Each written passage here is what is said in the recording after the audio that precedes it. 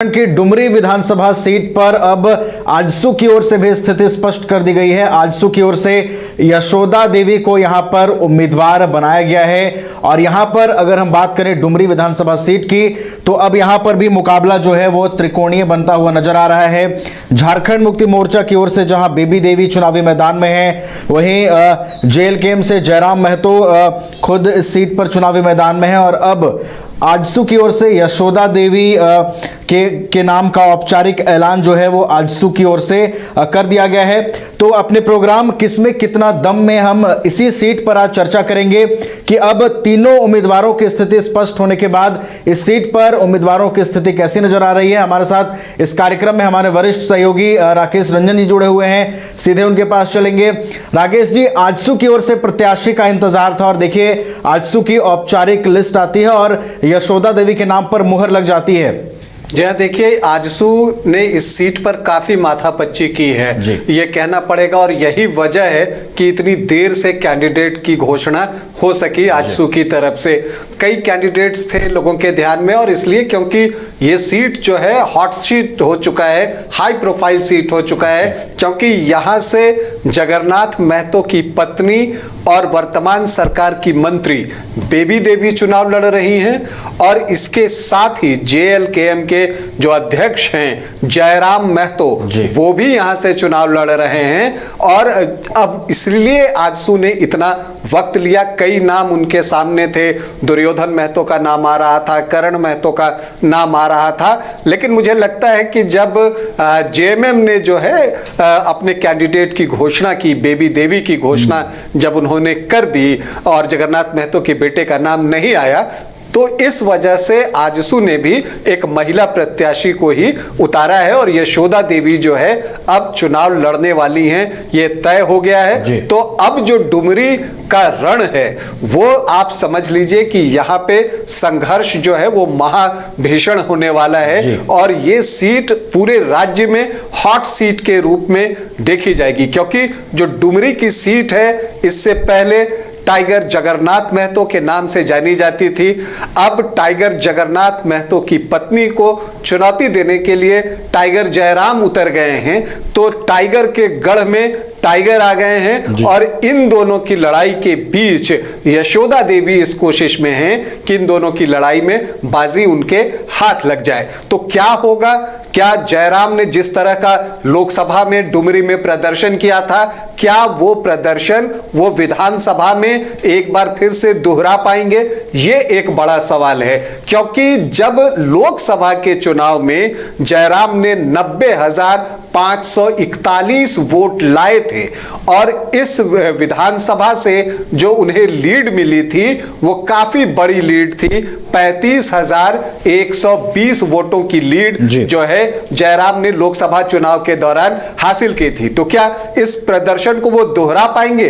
लेकिन हमें यहां एक बात याद रखना होगा कि जब जयराम ने 90,541 वोट जो डुमरी में लाए थे, उस वक्त सामने जो उनके कैंडिडेट थे वो आपको सीपी चौधरी थे आजसू से और इसके अलावा जेएमएम से मथुरा महतो थे। लेकिन अब कैंडिडेट मथुरा महतो नहीं है, जगन्नाथ महतो की पत्नी बेबी देवी हैं। तो इस वजह से यहां का मुकाबला अब बहुत मुश्किल हो गया है और यह बात जयराम भी समझते हैं और यही वजह है कि उन्होंने बगल की बेरमो सीट पर भी चुनाव लड़ने का फैसला लिया है। वो शुरू से कहते रहे कि वो 2 सीटों से चुनाव लड़ेंगे। तो डुमरी एक ऐसी सीट है कि वहां आप किसके पक्ष में हवा है यह बताना अभी मुश्किल है। जैसे जैसे चुनाव आगे बढ़ेगा चीजें क्लियर होते चली जाएंगी। लेकिन अगर आप डुमरी सीट को देखें तो जो इस सीट की खासियत है वो ये है कि यहां पर मैं अगर आपको 1977 से यहां के विधायकों का नाम आपको बताऊं तो 1977 में लालचंद महतो, 1980 में शिवा महतो, फिर 1985 में शिवा महतो, फिर 1990 में लालचंद महतो, फिर 1995 में शिवा महतो, फिर 2000 में लालचंद महतो और फिर उसके बाद 2005, 2009, 2014 और 2009 में जगन्नाथ महतो और 2023 बाई इलेक्शन में बेबी देवी। तो मेरा कहने का यह मतलब था और विधायकों के नाम गिनवाने के पीछे उद्देश्य ये था नवीन कि ये सारे के सारे जो हैं वो कुर्मी हैं, महतो वोटर्स को साधते हैं यहां पर, क्योंकि यहां पर महतो वोटर्स की संख्या जो है वो सर्वाधिक है 29.8%, मतलब लगभग 30%। और आप समझ लीजिए कि पूरे राज्य की हम बात करें तो सिल्ली के बाद सबसे ज्यादा जो महतो वोटर्स हैं वो डुमरी में ही हैं। और यही वजह है कि 3 के 3 कैंडिडेट जो हैं वो सभी के सभी महतो हैं। इन तीनों जिनके बीच में मुख्य मुकाबला होना है तो तीनों के तीनों जो है वो महतो हैं, और तीनों ही जो हैं वो आपको आप कह सकते हैं कि बड़े नाम है महतो कम्युनिटी की। अगर हम बात करें तो चाहे आप जगन्नाथ महतो की बात कीजिए, उनकी पत्नी बेबी देवी की बात कीजिए, जयराम महतो एक बड़ा नाम हो चुके हैं, और इसके अलावा अगर आप यहां पर यशोदा देवी की बात कीजिए, वो भी जो है दामोदर महतो की पत्नी है, आजसू के केंद्रीय महासचिव थे दामोदर महतो। तो यहां 3 जो दमदार महतो हैं उनके बीच का मुकाबला है। बिल्कुल दमदार मुकाबला है और भीषण मुकाबला जो है वो इस सीट पर देखने को मिलने वाला है। राकेश जी एक और चीज समझना चाहेंगे, देखिए 2019 के अगर हम 2019 की बात करें, उस चुनाव की बात करें तो आजसू और बीजेपी ने अलग अलग चुनाव लड़ा था और इसका देखिए सीधा फायदा झारखंड मुक्ति मोर्चा को मिला था। लेकिन इस बार एनडीए फोल्डर के अंदर आजसू और बीजेपी दोनों हैं और आजसू का प्रत्याशी यहां से दिया गया है। इस बार राकेश जी पूरी तैयारी है एनडीए की कि जेएमएम के गढ़ में सेंध लगाया जाए, लेकिन पिछले 2 चुनाव में यशोदा देवी को आजमाया गया है। क्या वही चेहरा फिर से कहीं कोई एक नकारात्मक प्रभाव ना बना दे एनडीए के लिए? देखिए अब क्या है ना कि हर पार्टी का एक अपना वोट बेस है जी, वो उसी पर आश्रित है। जब 2019 चुनाव की आपने बात की तब बीजेपी और आजसू दोनों अलग अलग चुनाव लड़ रहे थे और उस समय आजसू दूसरे नंबर पर रहा था, यशोदा देवी ही कैंडिडेट थी। उनको जो है 36,840 वोट आए थे, मतलब कि 19.36%। तो ये आजसू का वोट हुआ। और जो बीजेपी के प्रत्याशी थे वो प्रदीप कुमार साहू थे, उन्होंने 36,013 वोट लाए, वो तीसरी पोजीशन पर थे और उन्हें भी 18.93%, मतलब 19% के आसपास ही वोट आया। तो ये जो बंटवारा हुआ उसका फायदा जगन्नाथ महतो को मिला और उन्होंने बड़ी जीत दर्ज की 34,288 वोटों की। लेकिन आप यहां पर देखें कि कई बार जब बीजेपी से अलग होकर कोई पार्टी चुनाव लड़ती है तो उन्हें कुछ अल्पसंख्यकों के वोट भी मिल जाते हैं, तो उसका फायदा उनको वहां होता है। क्या अब वैसा होगा, ये एक बड़ा सवाल है। और इसके अलावा 2019 के चुनाव में एक और प्रमुख किरदार थे जिनको हम भूल रहे हैं, वो थे अब्दुल मोमीन रिजवी। वो AIMIM के टिकट पर चुनाव लड़ रहे थे और उन्होंने जो है 12.68% वोट ले आए थे। और ये वोट कटे तो किसके कोटे से कटे?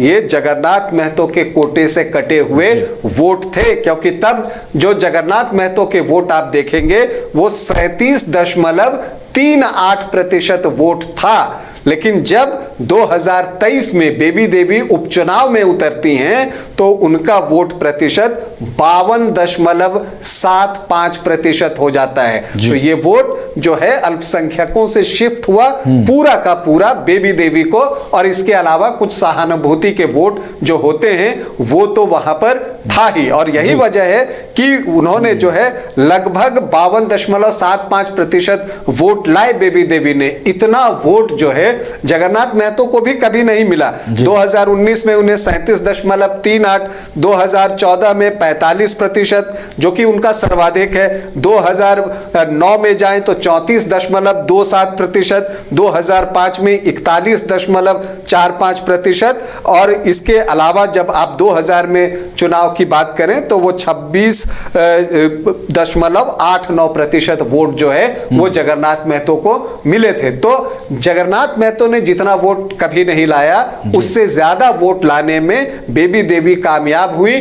और 1 लाख के आंकड़े को उन्होंने टच किया, जो जगन्नाथ महतो भी कभी नहीं कर पाए थे। तो लेकिन अब इस बार का चुनाव इसलिए अलग हो गया कि इन दोनों ही चुनाव में, जब हम 2019 और 2024 की बात कर रहे हैं, तो उस समय जयराम कैंडिडेट नहीं थे। अब जयराम का एक उभार हुआ है, इस बात से कोई भी इनकार नहीं कर सकता, और उनकी एक फैन फॉलोइंग है और खास करके युवाओं के बीच वो बहुत लोकप्रिय हैं, और साथ ही साथ महतो कम्युनिटी में भी उनको जो है काफी लोकप्रियता हासिल है। और ये एक वजह है जो यहां पर जो त्रिकोण बन रहा है उसको दिलचस्प बना रहा है, इस त्रिकोणीय लड़ाई को। क्योंकि देखिए, जो आज तक जगन्नाथ महतो का यहां बेस था, वो आपको कुर्मी वोटर्स तो थे ही 30% के आसपास, साथ ही साथ यहां जो मुस्लिम वोटर्स हैं वो 20.6% थे। तो आमतौर पर सामने जगन्नाथ महतो के एक कुर्मी कैंडिडेट तो होते ही थे, तो कुर्मी वोट तो कुछ कट के दूसरी तरफ भी जाता था, लेकिन एक मुश्त जो अल्पसंख्यक वोट होते थे वो जगन्नाथ महतो को मिलते थे। और इस वजह से क्या होता था कि जगन्नाथ महतो की जीत सुनिश्चित होती थी। लेकिन 2019 के चुनाव में अब्दुल मोमिन रिजवी ने आकर जो है उनका काम थोड़ा खराब किया था, और इस वजह से जो है जगन्नाथ महतो के वोट थोड़े से कम हुए थे, 37.38% पर आ गए थे। लेकिन जब उपचुनाव हुआ तो अल्पसंख्यक एक बार फिर से जो है बेबी देवी की तरफ चले गए थे, और तब अब्दुल मोमिन रिजवी को जो है सिर्फ 1.83%, मतलब 2% भी वोट नहीं मिले। जहां लगभग 13% वोट था वो 2% पर आ गया। तो ये चीज है। तो इस बार वहां अल्पसंख्यकों का मूड क्या है, इस पर भी बहुत कुछ निर्भर करने वाला है, क्योंकि लगभग 20-21% जो मुस्लिम वोटर्स हैं वो किसको वोट करेंगे। देखिए, वो आजसू को तो वोट नहीं करेंगे, या अगर करेंगे तो वो नाम के वोट होंगे।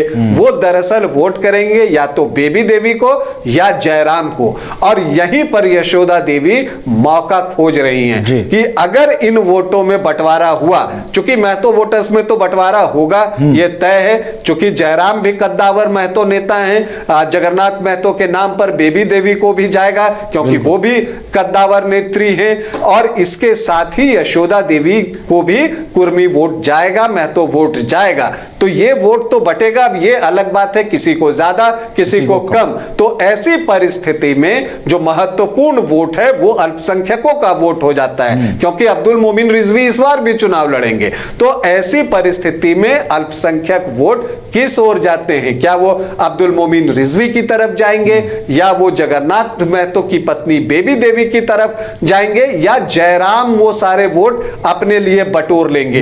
इस पर यहां का परिणाम बहुत कुछ निर्भर करेगा। और देखिए, आजसू की रणनीति बहुत साफ है, महतो में से अपना चंक निकालना है, जो कुर्मी वोट्स उन्हें मिलते हैं, और जो बाकी कास्ट हैं उस वोट पर जो है आजसू की नजर है। अगर हम यहां पर देखें तो राजपूत लगभग 4%, जो साव हैं वो 3.5%, ब्राह्मण 4 से 5%, यादव 2%, मंडल जो है वो लगभग 1.5%, गोप वोटर हैं। तो इन सारे वोटों पर आजसू की नजर है। जो हरियाणा में बीजेपी की स्ट्रेटेजी रही थी कि जाट वोटर्स कांग्रेस की तरफ जा रहे थे, तो बाकी जातियों को गोलबंद करके बीजेपी ने अपने पक्ष में वोट कराया। तो ठीक उसी तरह की रणनीति यहां पर आजसू की भी होगी कि महतो वोटर्स में बंटवारा हो, जो अल्पसंख्यक वोट हैं वो किधर जाते हैं उस पर नजर होगी, और बाकी जातियों के वोट को अपने तरफ एक्यूमुलेट करें। तो यहां पर ट्रायंगुलर फाइट है, लेकिन यहां जयराम एक बड़े कारक हैं, और उनका इंपैक्ट क्या होता है इस पर बहुत कुछ निर्भर करेगा, क्योंकि जयराम की लोकप्रियता जो है एक क्रॉस द कम्युनिटी है। ठीक है कि मैं तो जो है उनको ज्यादा वोट करते हैं, लेकिन ऐसा नहीं है, हर वर्ग के युवा उनको पसंद करते हैं। अब वो युवाओं तक ही सीमित है या युवा अपने घर वालों को भी कन्विंस कर लेते हैं, ये चीजें भी जो है असर दिखाएंगी। लेकिन मुकाबला त्रिकोणीय होगा, इससे किसी को कोई इनकार नहीं। उसमें अब्दुल मोमिन रिजवी जो है किसी का काम बना या बिगाड़ सकते हैं, ये उन पर निर्भर करेगा। तो कुल मिलाकर एक दिलचस्प मुकाबला जो है वो डुमरी में हमें देखने को मिलने वाला है। चलिए, तो झारखंड विधानसभा में डुमरी पर जो लड़ाई है, डुमरी की सीट पर जो लड़ाई है वो काफी दिलचस्प होने वाली है। यहां पर जगन्नाथ महतो का जो फैक्टर है वो भी दिखेगा। इसके अलावा इस बार जयराम फैक्टर पर भी नजरें रहेंगी कि जयराम फैक्टर का कितना रोल जो है वो डुमरी की सीट पर देखने को मिलता है। इसके अलावा एनडीए ने भी इस बार पूरी सेंधमारी की तैयारी की है कि झारखंड मुक्ति मोर्चा के गढ़ में सेंधमारी की जाए। फिलहाल देखना होगा कि डुमरी की रन में, डुमरी की लड़ाई में बाजी कौन मारेगा। बहुत बहुत फिलहाल धन्यवाद राकेश जी हमारे साथ जुड़ने के लिए, तमाम जानकारियों के लिए। तो डुमरी की सीट पर हम बात कर रहे थे। डुमरी की सीट पर आजसू ने प्रत्याशी स्पष्ट कर दिया है। आजसू की ओर से यशोदा देवी चुनावी मैदान में होंगी, वहीं झारखंड मुक्ति मोर्चा की ओर से बेबी देवी को उम्मीदवार बनाया गया है और जेएलकेएम से जयराम महतो इस बार दोनों महिला उम्मीदवारों को चुनौती देते हुए नजर आएंगे।